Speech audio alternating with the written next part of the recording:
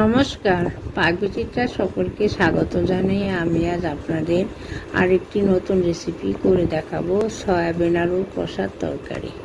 তার জন্য এখানে 1 কাপ বড় দানা সয়াবিন নিয়েছি। আপনারা চাইলে ছোট দানার সয়াবিনও নিতে পারেন। সয়াবিনগুলো পরিষ্কার করে নিয়েছি। গ্যাসে একটি কড়াই বসিয়ে পরিমাণ মতো জল গরম করে নিয়েছি।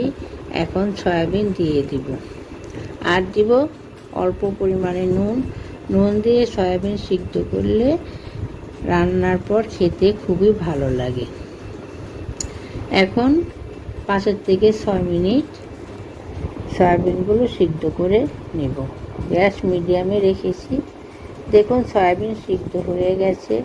এখন তুলে নিব। এখন ধুয়ে নিব, যাতে সিদ্ধ করার পর যে ময়লা বেরিয়েছে সেটি চলে যায়।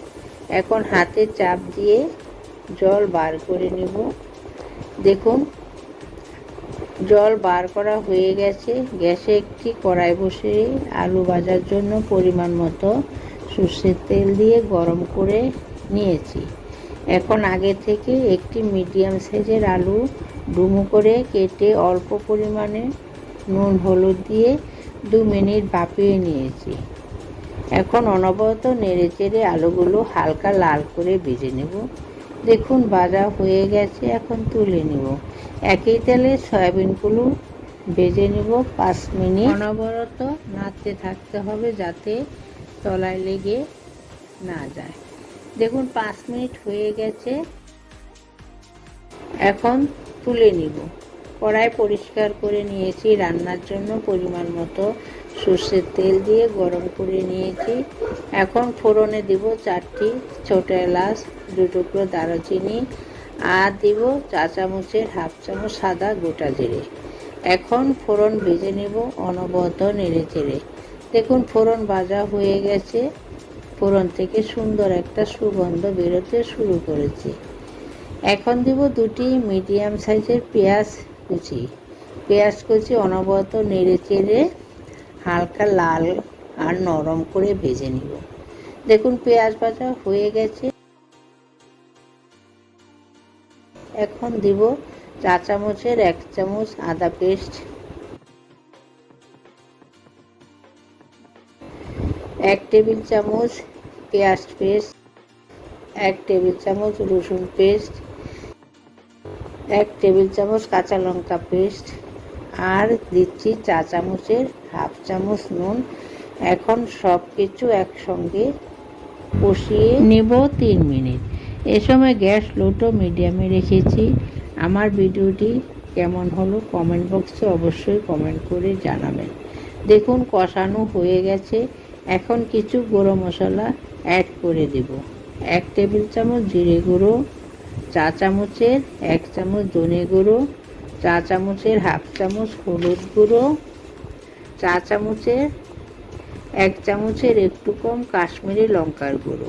কাশ্মীরি লঙ্কার গুঁড়ো দিয়েছি কালারের জন্য, আপনারা চাইলে স্কিপ করতে পারেন। এখন সব কিছু নেড়েচেড়ে মিশিয়ে নেব। এখন দিব একটি মিডিয়াম সাইজের টমেটো পিউরি। এখন নেড়েচেড়ে 2 মিনিট কষিয়ে নেব।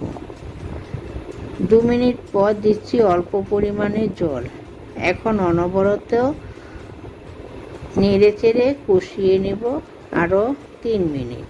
এখানে নুন ঝাল আপনাদের পছন্দ মতো দিতে পারেন। দেখুন 3 মিনিট হয়ে গেছে। এখন দিচ্ছি আগে থেকে ভেজে রাখা আলু আর সয়াবিন। এখন আলু আর সয়াবিন ভালো করে মশলার সঙ্গে কষিয়ে নেব কিছুক্ষণ। প্রয়োজন হলে আপনারা একটু কুসুম গরম জল দিয়েও কষিয়ে নিতে পারেন। একবার বানিয়ে খাবেন, খুব ভালো লাগবে। দেখুন আমার সয়াবিন আলুর তরকারি কষানো হয়ে গেছে। এখন গ্রেভি করার জন্য দিচ্ছি 2 কাপ কুসুম গরম জল। কুসুম গরম জল দিলে সয়াবিন আলু কষা তরকারিটা খেতে খুবই ভালো লাগবে। আমার চ্যানেলটি সাবস্ক্রাইব করবেন, ভিডিওগুলো দেখবেন, আর নতুন নতুন রেসিপি পেতে হলে বেল আইকনটি অবশ্যই প্রেস করে দেবেন। দেখুন আমার সয়াবিন আলু কষা তরকারি তৈরি হয়ে গেছে। এখন ঢাকা দিয়ে কিছুক্ষণ রান্না করে নিব। এখন দিচ্ছি চা চামচের হাফ চামচ গরম মশলা। আমি যেভাবে সয়াবিন আলুর কষা রান্না করলাম, আপনারা একবার বানিয়ে গরম গরম রুটি পরোটার সাথে খাবেন, খুবই ভালো লাগবে।